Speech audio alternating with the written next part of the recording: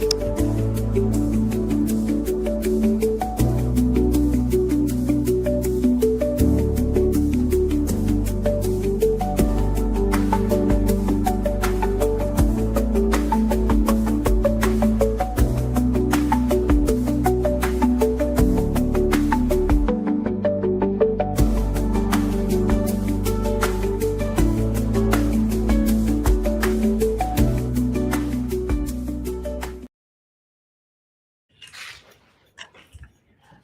morning, good afternoon, good evening, depending on where you are, from where you're connecting or where you're going to be watching us, maybe in recording.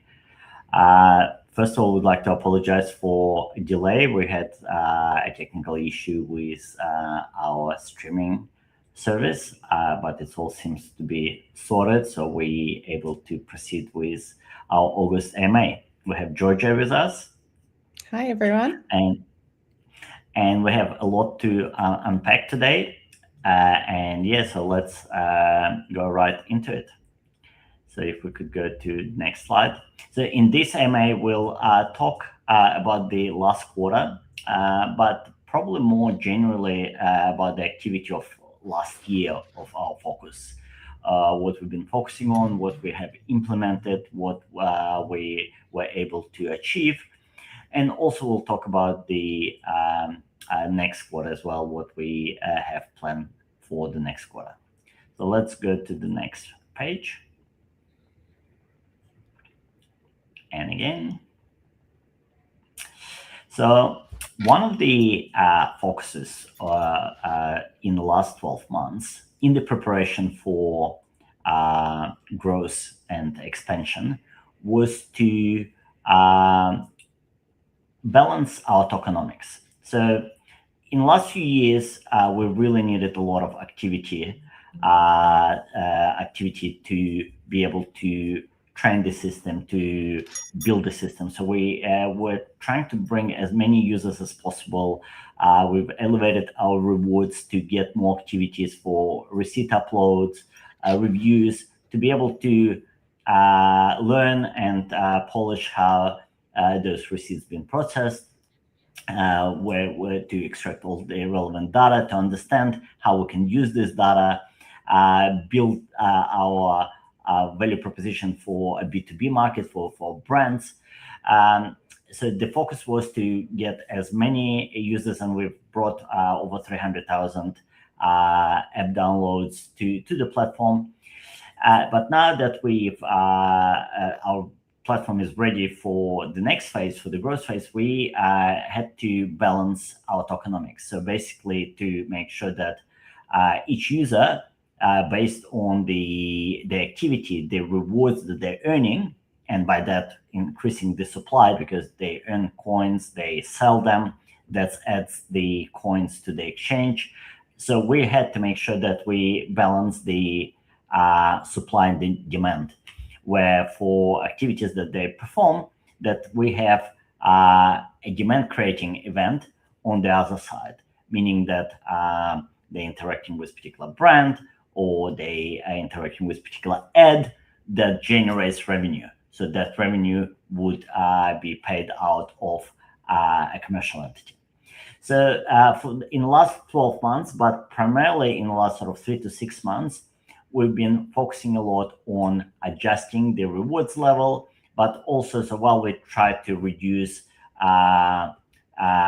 rewards payouts on particular action to align it with more realistic values, at the same time we were implementing new sort of avenues for rewards monetization, for the activity monetization, and we'll talk through somewhat. So for the last quarter as well as the last 12 months, this was probably one of our prime focus, is polish the tokenomics.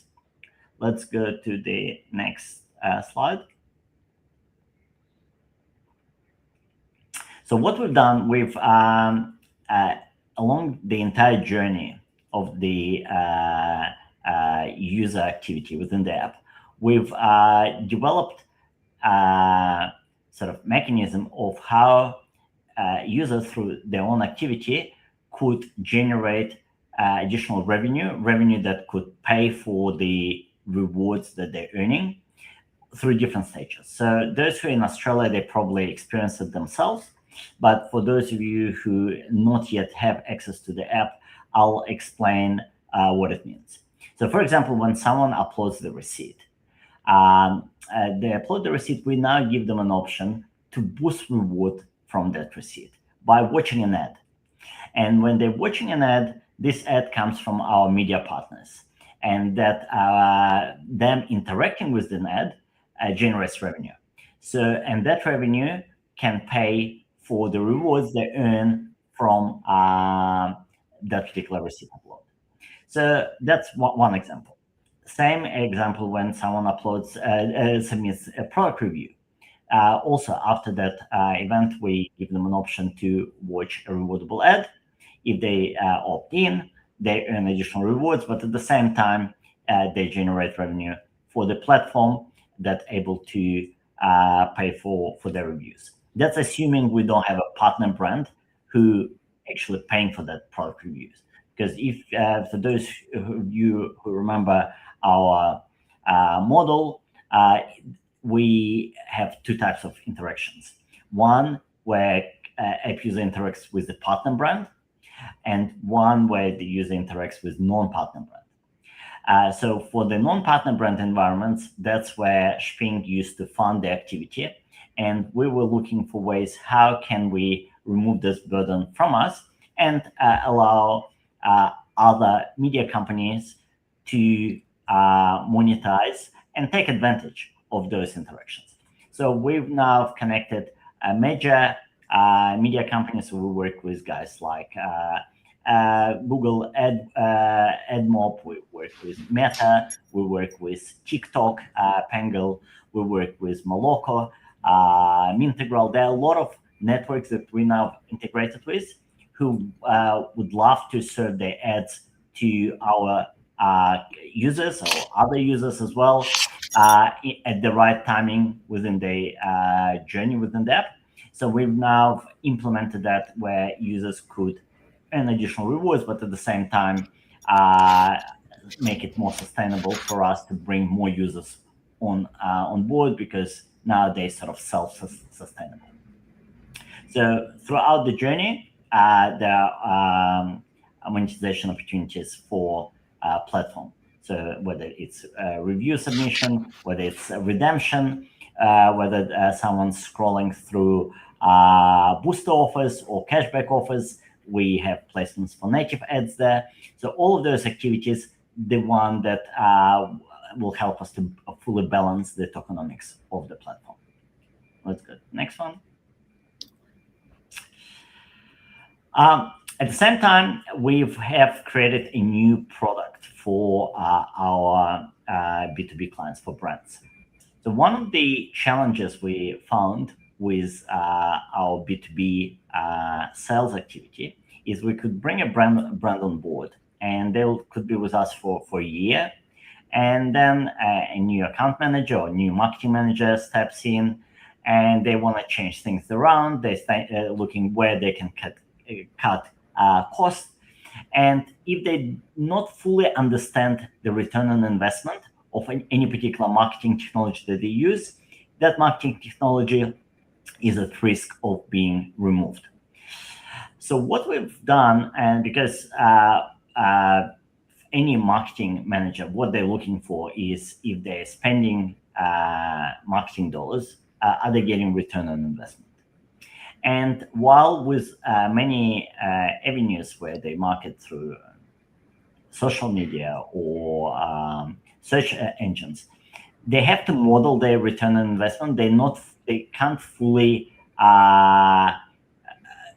sort of work it out because they don't know exact attribution. So for example, if you run an ad on the social media platform and the purchase has happened through the retail store, not online, through a physical store, how do we know that I had this marketer knows that someone who saw the ad that they paid for actually went in store and made the purchase? Because there are no way for them to link the transactional data in the store and the activity within the social media platform.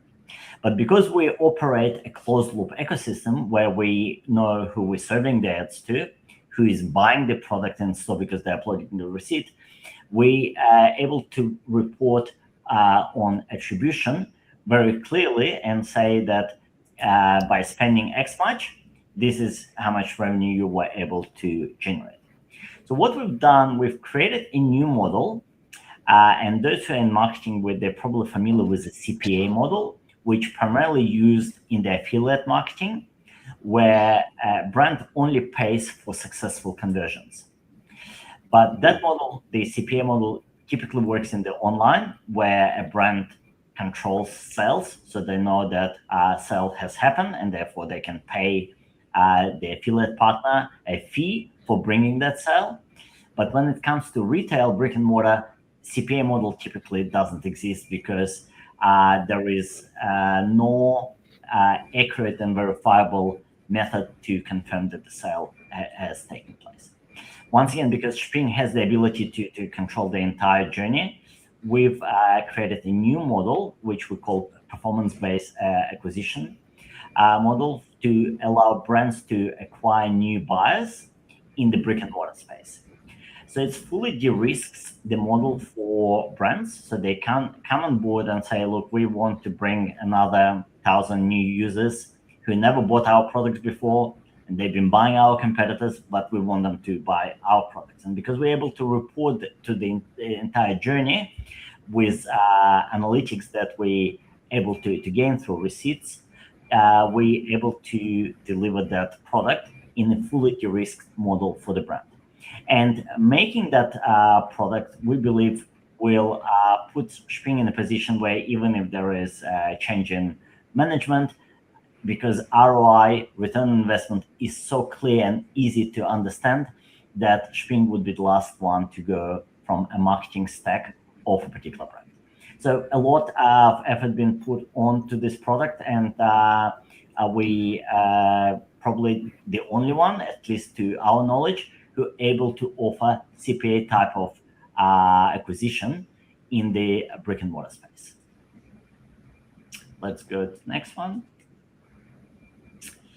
I'm not sure if we mentioned that last AMA, but if we haven't, Shping has been accepted by Google reviews. So we've undergone a very thorough review by Google, and at the end of the review, they've agreed to accept us as the review partners. And now reviews generated within Shping platform also syndicated with, or to be syndicated with, Google reviews, which is a very big milestone, because all of the brands we currently work with and who acquire reviews through Shping are now able to get a much stronger return on that investment by those reviews also appearing in Google review across different stores. Let's go to the next one. So a quick snapshot of Shping closed loop ecosystem. I think we have shown this slide maybe in the previous AMA, but now that in the context of what we've just covered, so we have an audience of app users who upload their receipt, write reviews, participate in daily tasks, which is, by the way, it's a new addition to a user journey as well. It just recently been introduced, as well as surveys. And now we have partnership with major media agencies, as well as the affiliate partners, which enables us to leverage user activity, even if we don't have a partner brand that to be used for that particular activity.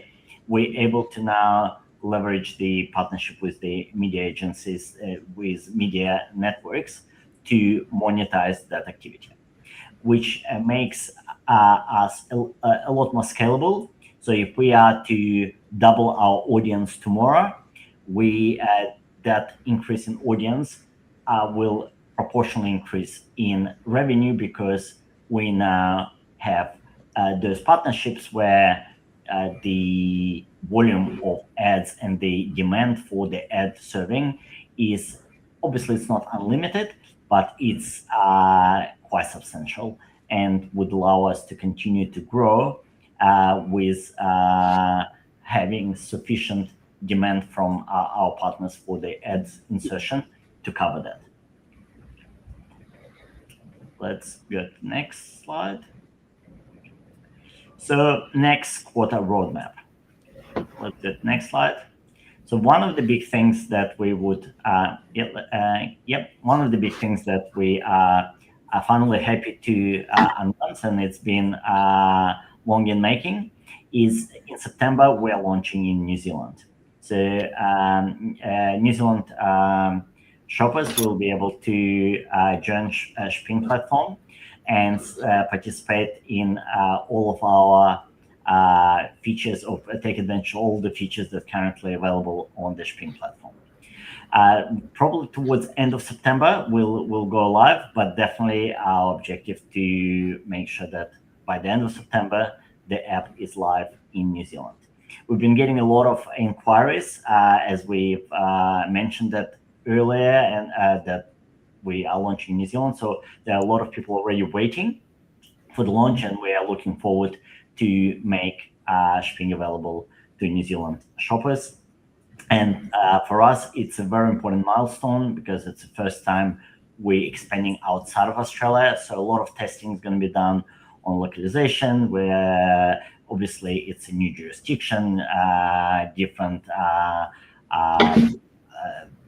everything starting from the templates of the receipts to cash out capabilities required to be adjusted, and so on. So it's going to be a great test for the international expansion, and hopefully after that we could look at other countries to add to our map of availabilities.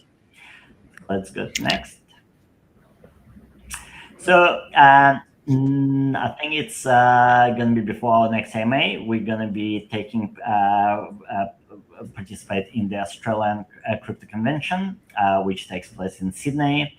So it takes place every year, and for the last, I think, 3 years or 4 years, we been participating in the event. It's a great event for a lot of crypto savvy, as well as those who are interested in crypto space,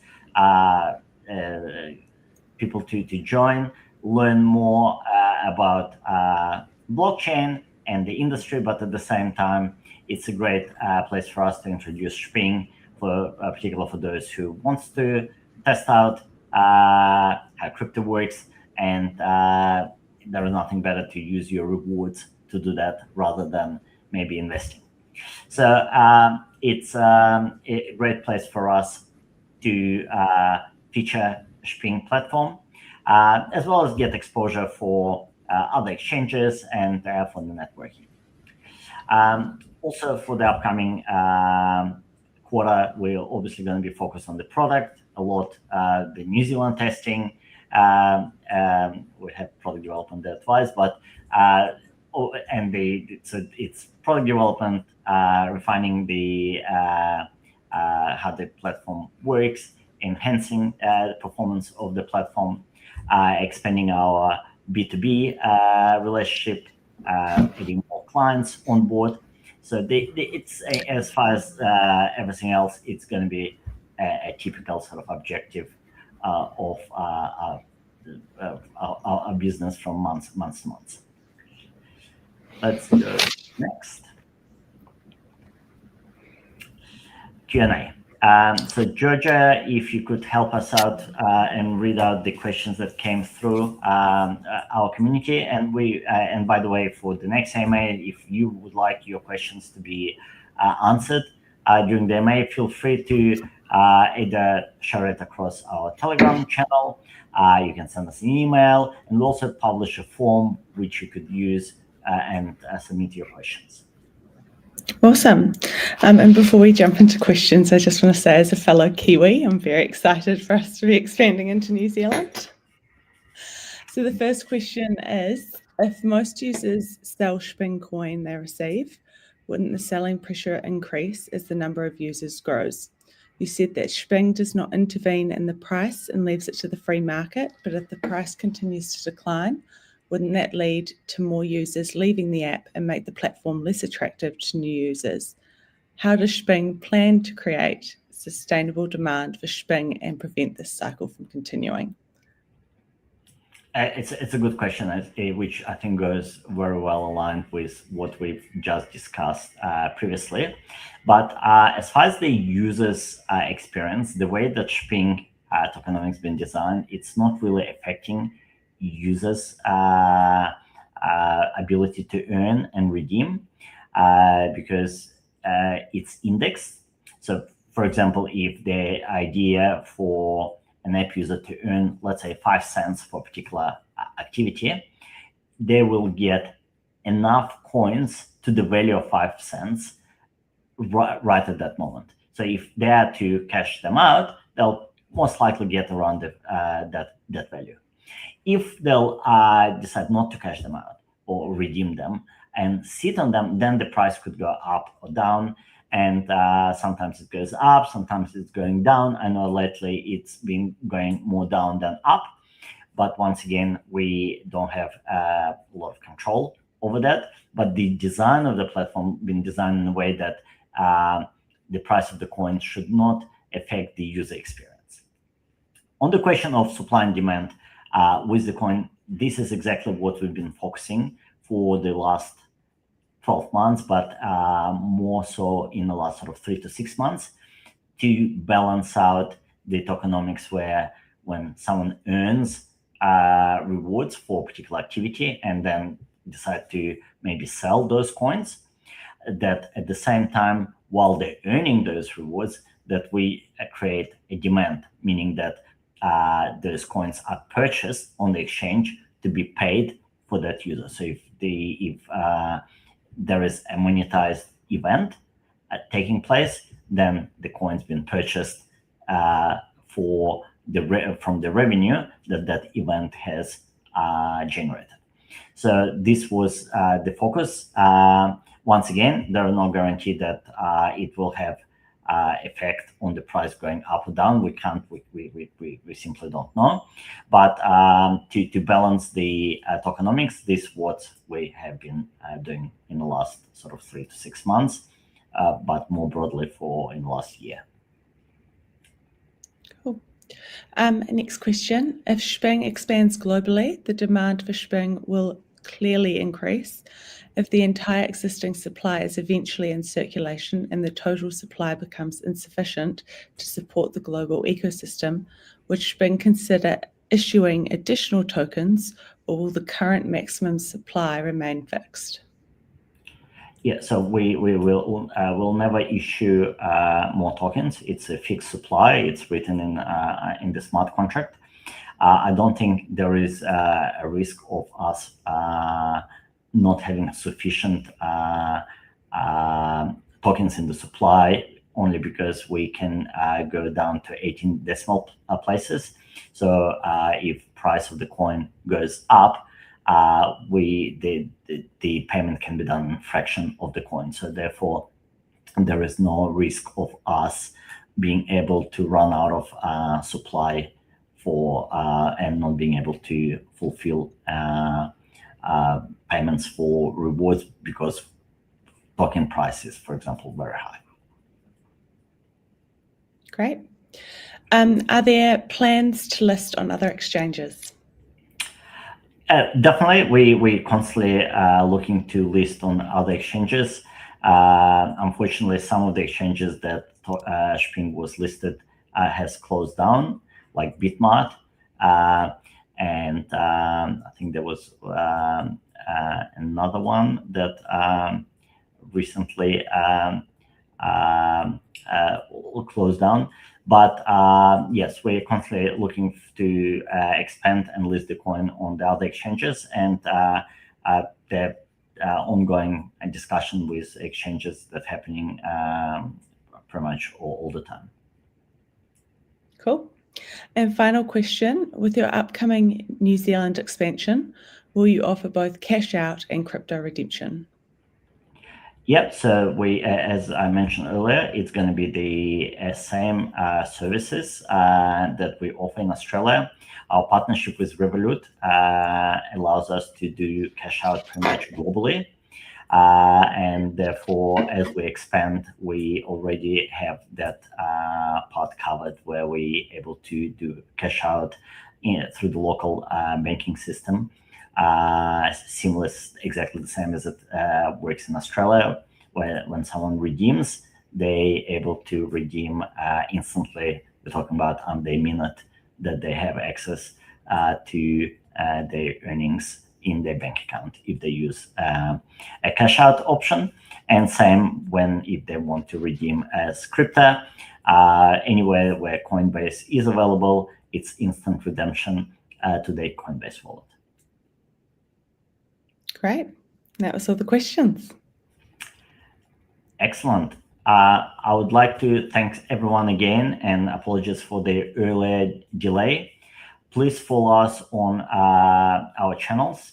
So if you're not following us on X, former Twitter, if you're not on Telegram, please do so. If you'd like to, if you're in Australia or New Zealand, make sure you follow our Facebook and Instagram, because that's where we publish more app-related information. Feel free to contact us with any questions you have. Once again, thank you for following the project and being with us. For those who've been with us from 2018, or those who've joined the journey and following us more recently, thanks for your interest, and we hope to share more exciting news with you on our future AMAs. In the meantime, I would like to wish everyone an amazing weekend, and we'll speak to you in 3 months from now.